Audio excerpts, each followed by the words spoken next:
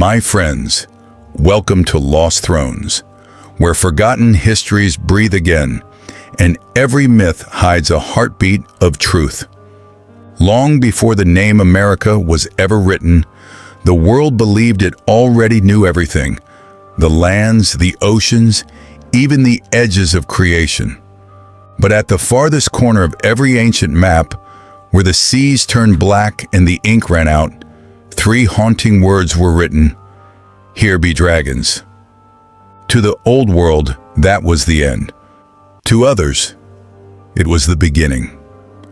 Long before Columbus ever dreamed of a voyage, there were whispers of Norsemen chasing the dying sun, of African voyagers riding the western winds, searching for lands that shimmered beyond imagination. Empires fell, kingdoms changed, but the stories survived, echoes of a place not yet named, a realm of promise and punishment, where the unknown tested the courage of mankind.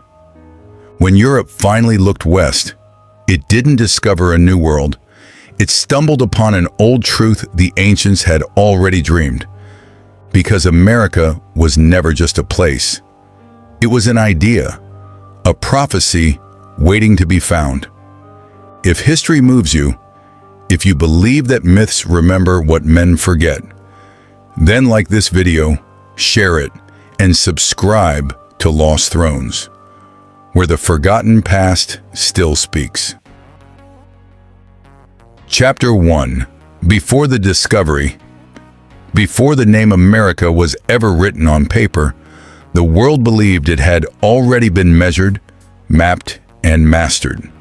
Europe stood confident, convinced that beyond its borders lay only endless water, dragons, and divine punishment for those who dared to cross. For centuries, the ocean itself was treated as a frontier of faith, a holy warning not to trespass beyond the edges of the known world. Maps ended abruptly with a single line of ink and three words written in Latin: "Here be dragons." But somewhere between scripture and superstition, whispers began to surface. Ancient sailors spoke of islands that rose from the mist. Nordic legends told of strange lands where grapes grew wild and sunlight lingered for days. And African traders shared stories of wooden ships swallowed by the western horizon, never to return. Historians would later call these stories legends. But to those who lived them, they were memories, traces of contact long before Europe began recording truth. In the 9th century, Norse explorers, driven by storms and hunger, reached a distant shore. They called it Vinland, a place of forests, rivers, and gentle winds unlike the frozen north. For a brief moment, Europe had touched America and then forgotten it. Yet even before the Vikings, ancient scripts from Egypt, Carthage, and Mali hinted at strange voyages westward, journeys of faith and trade lost to the ocean's silence. One legend tells of Abu Bakr II, the African emperor who abdicated his throne to chase the setting sun. He sent hundreds of ships across the Atlantic, searching for what lay beyond the horizon.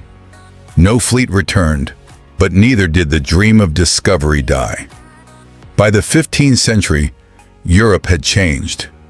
Kingdoms rose on the promises of gold and gospel. The ocean was no longer a forbidden realm. It had become the last unclaimed kingdom.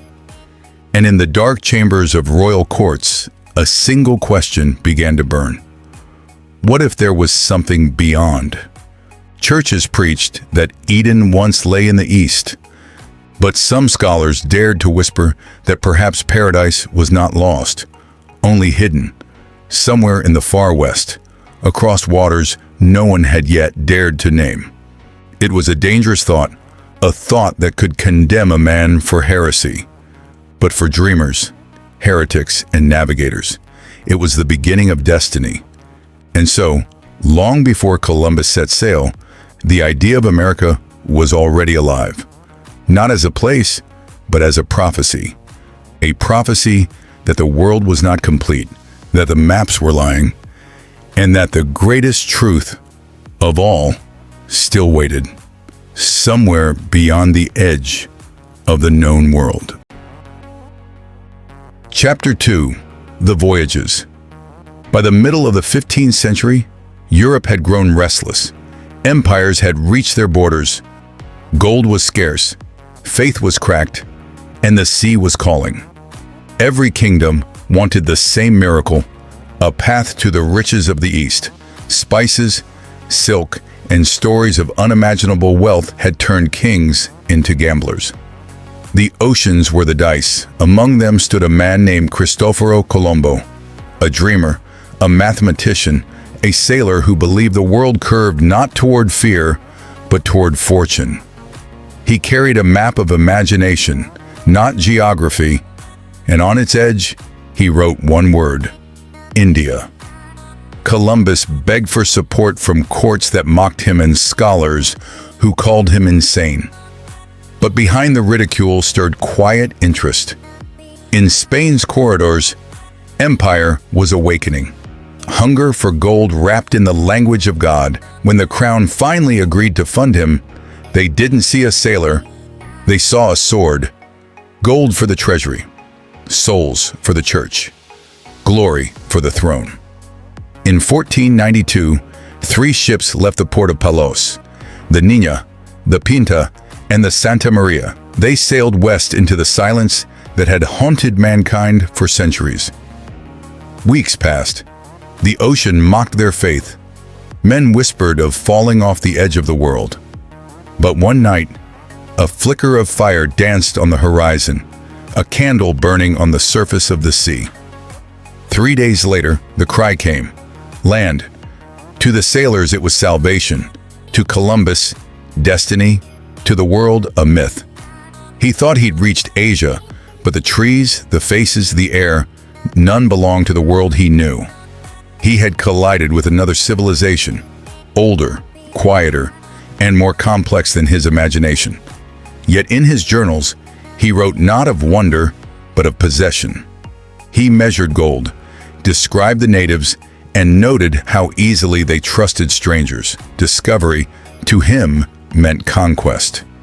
But between the lines was unease, symbols he couldn't read, temples older than memory, and stories of gods who came from the sea. Europe ignored those tales. They didn't fit the legend it wanted to tell. The voyages continued, ruthless, triumphant, and blind. Languages vanished, cities turned to smoke. And under the banner of discovery, an age came to an end. As fires rose on the shores, America watched and remembered. Chapter 3. The Encounter. When the strangers stepped onto the shore, the land itself seemed to pause. The wind moved differently, as if the earth understood that history had just changed its direction. To the native tribes who watched from the trees, the newcomers were neither gods nor monsters.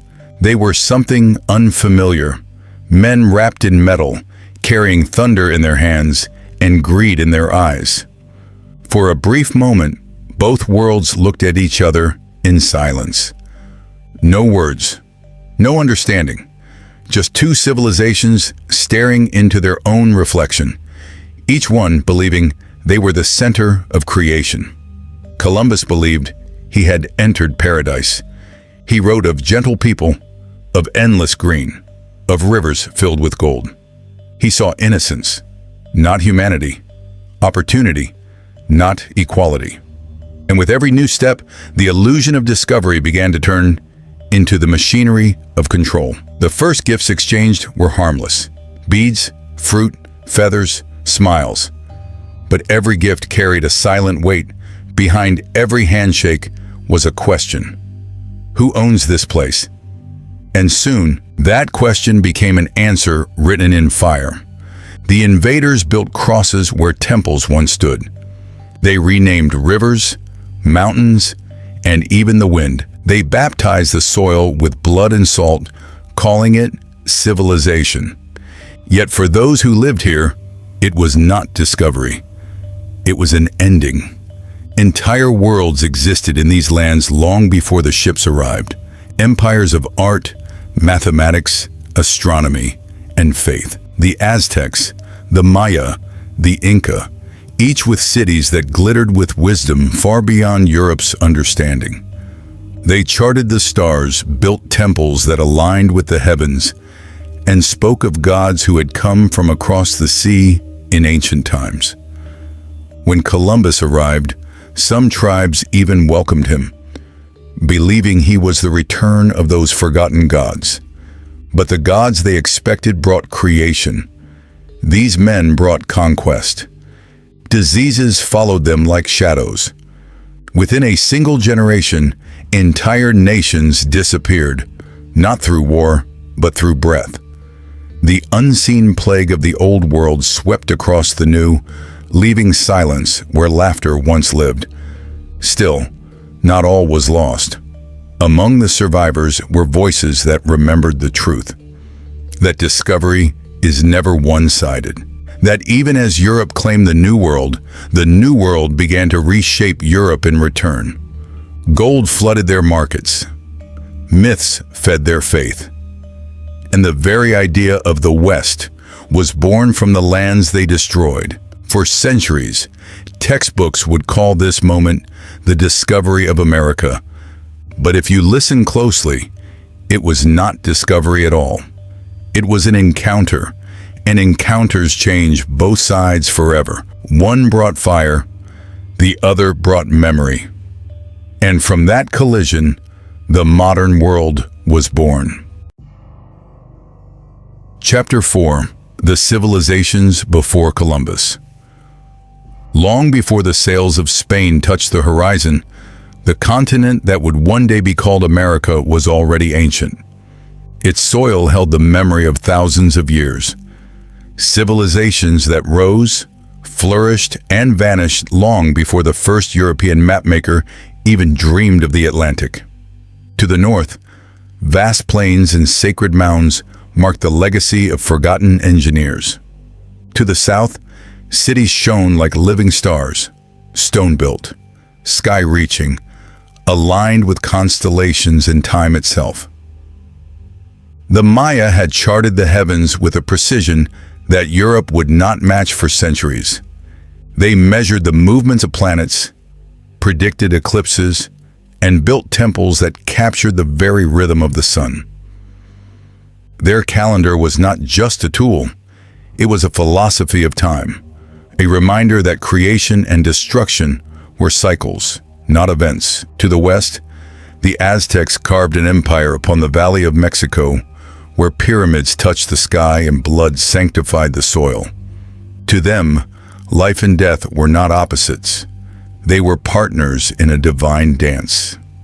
Every sunrise demanded a price, and they believed their offerings kept the universe alive. Further south, the Inca ruled from the heights of the Andes.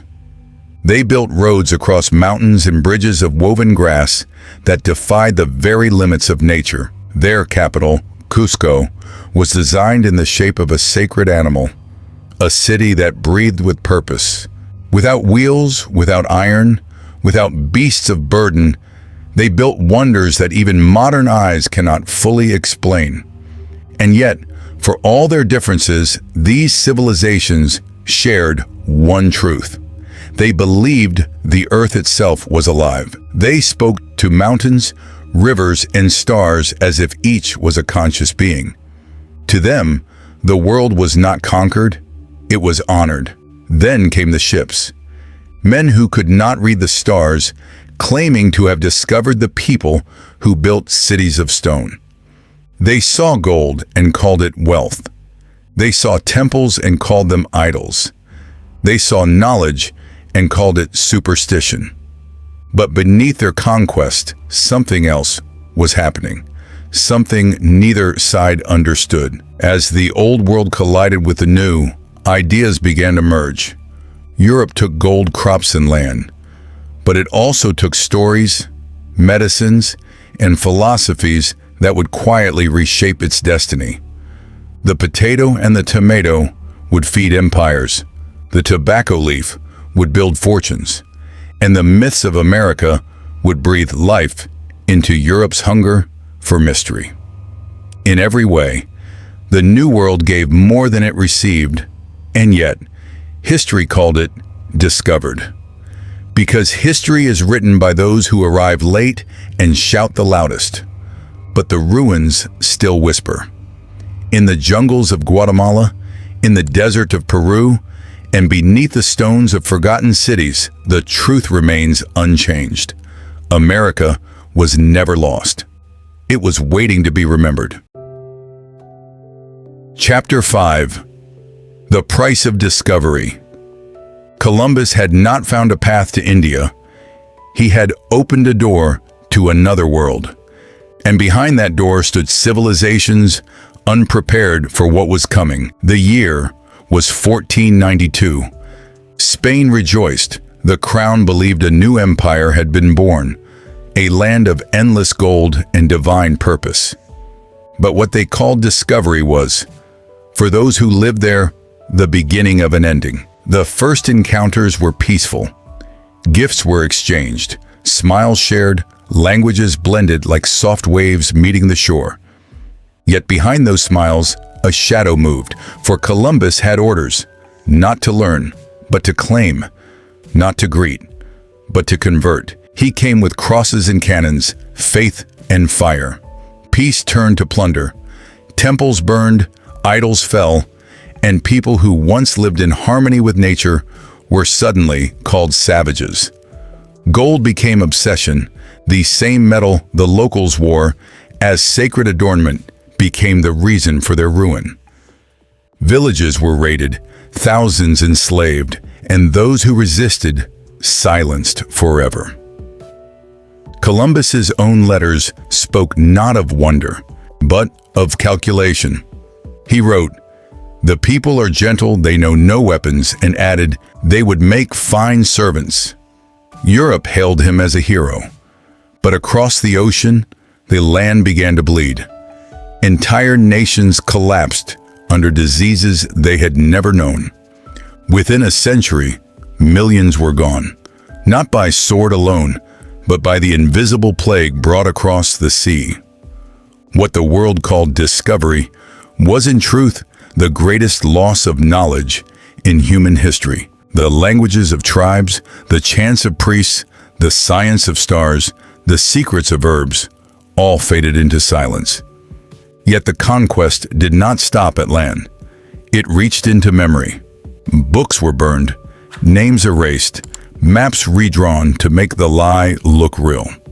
Europe rewrote the story in its own image and silenced the voices that once spoke truth. But no lie lasts forever.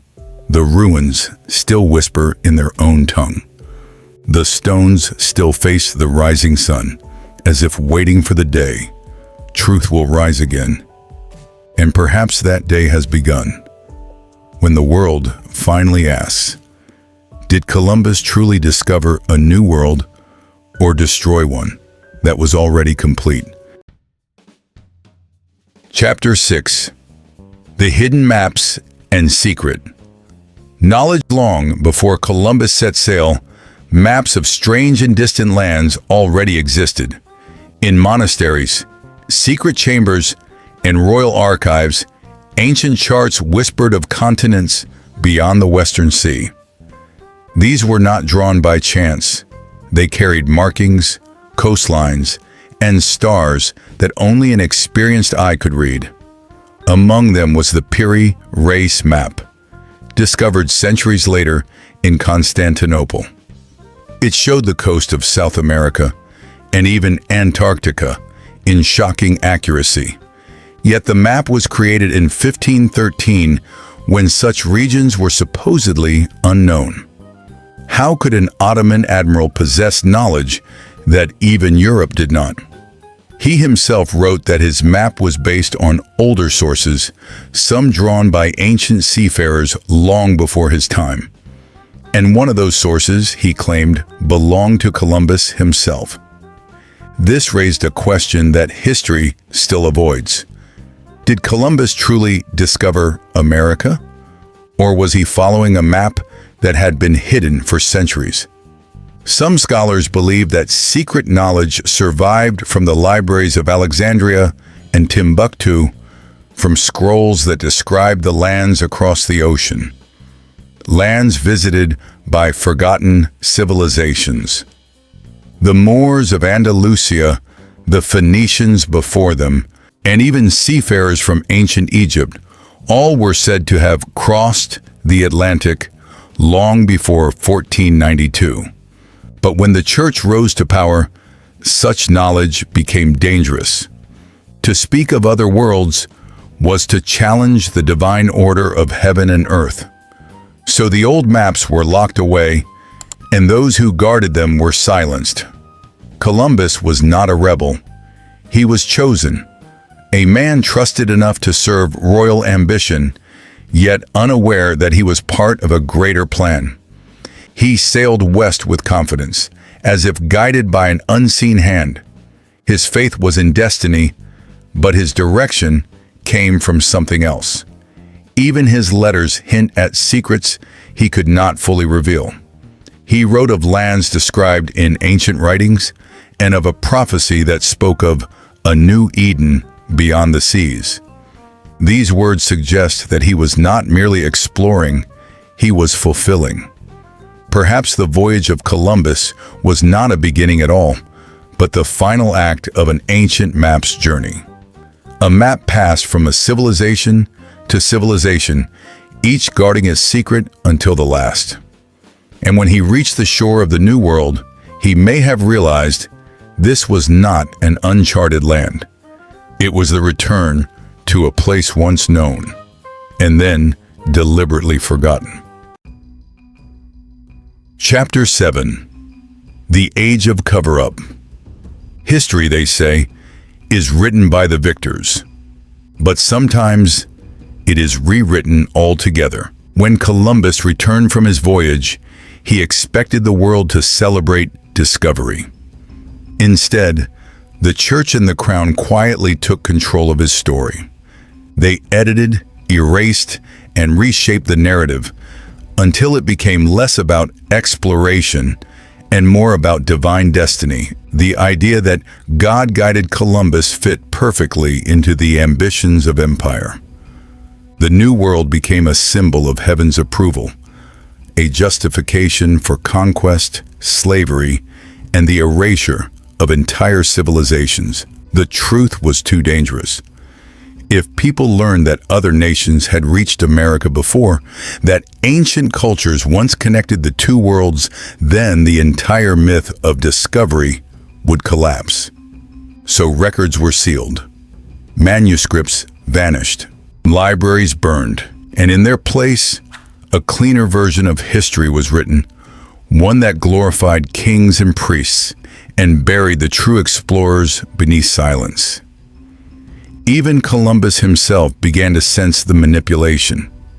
In his later letters, he spoke of those who hide the truth and of visions that haunted him. He wrote of a light beyond the Western Sea that others did not want him to follow. Perhaps he realized that his voyage had not opened a new world. It had reopened an old one, a world that powerful men feared. After his death, the rewriting continued.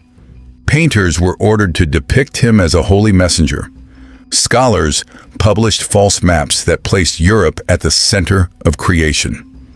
And the legends of the ancient visitors, the Moors, the Vikings, the forgotten sailors of Kemet, were dismissed as myths.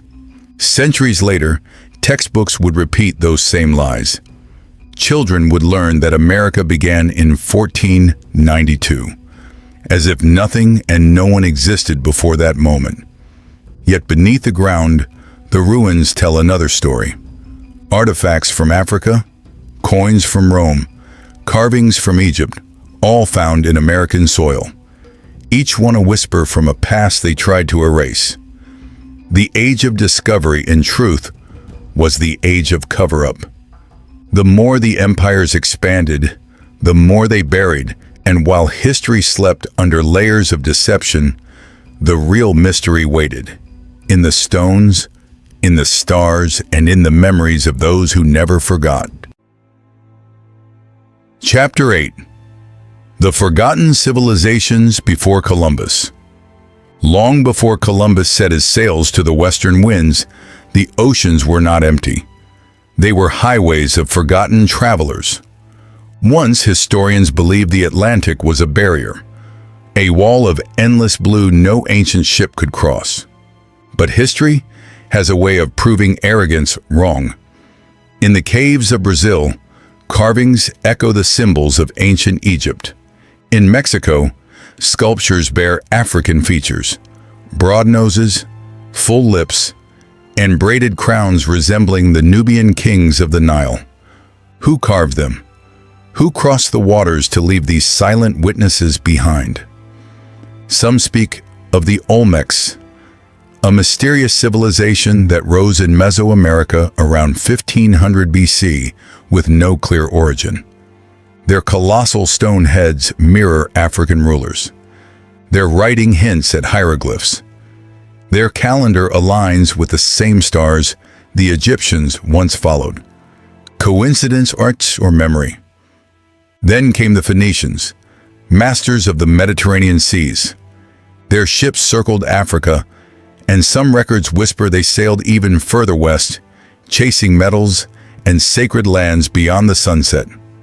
In 1970, a stone was found in Brazil, engraved with Phoenician script, telling of a voyage to the western lands by command of the gods. Scholars called it forgery because truth often threatens comfort. Far to the north, Viking sagas spoke of Vinland, a place rich with grapes and forests. Centuries later, their ruins were uncovered in Newfoundland, Canada. So even the cold winds carried travelers long before Spanish sails touched the horizon. And in the warm Caribbean, tribal songs tell of men with shining skin who came from the east, taught the stars, and vanished again, promising to return. Every civilization left a footprint that defied the accepted timeline. But what if these journeys were connected? What if the same ancient wisdom that built the pyramids, mapped the heavens, and carved memory into stone flowed like a hidden river between worlds? Perhaps America was never discovered. Perhaps it was remembered. A land once known to sacred travelers, priests, astronomers, explorers, who spoke the same silent language of the stars. When their empires fell, the memory sank with them, leaving behind only whispers of an island beyond the sea, a paradise lost after the great floods. Some call it Atlantis, others, the old world's mirror. But maybe it was always America. Chapter 9. Legacy of the Hidden Voyage. Every map tells a story, but some stories are drawn not with ink, they are written in silence. The discovery of America was never the discovery of land. It was the rediscovery of truth. A truth that civilizations had carried across oceans, hidden within temples, carved into the stones of forgotten cities. But power fears memory. Empires rise by erasing what came before.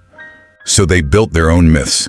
Myths of divine conquest, of holy discovery, of chosen nations and promised lands. Yet beneath every empire's foundation, the earth still whispers.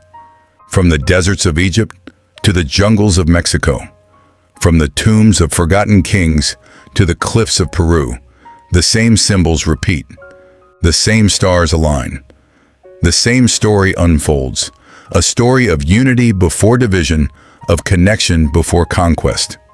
Perhaps that is what the old sailors knew. Perhaps that is what Columbus saw in the final days of his voyage, when he wrote that God showed him a light upon the sea. Maybe it wasn't faith he followed. Maybe it was memory. And now, centuries later, we too stand at the edge of another ocean, the ocean of forgotten knowledge. Each discovery, each question, pulls another truth from the deep. The discovery of America never ended. It continues. Every time we challenge the official story, every time we listen to what history tried to hide. Because truth is like the tide. You can push it back for a while, but it always returns. And when it does, it reveals not two Americas, but one forgotten world. A world where all paths once met, and where, perhaps, they will meet again. Every hidden truth is a new journey. If you want to explore the forgotten world with Lost Thrones, don't forget to like, share, subscribe, and hit the bell icon to never miss a secret.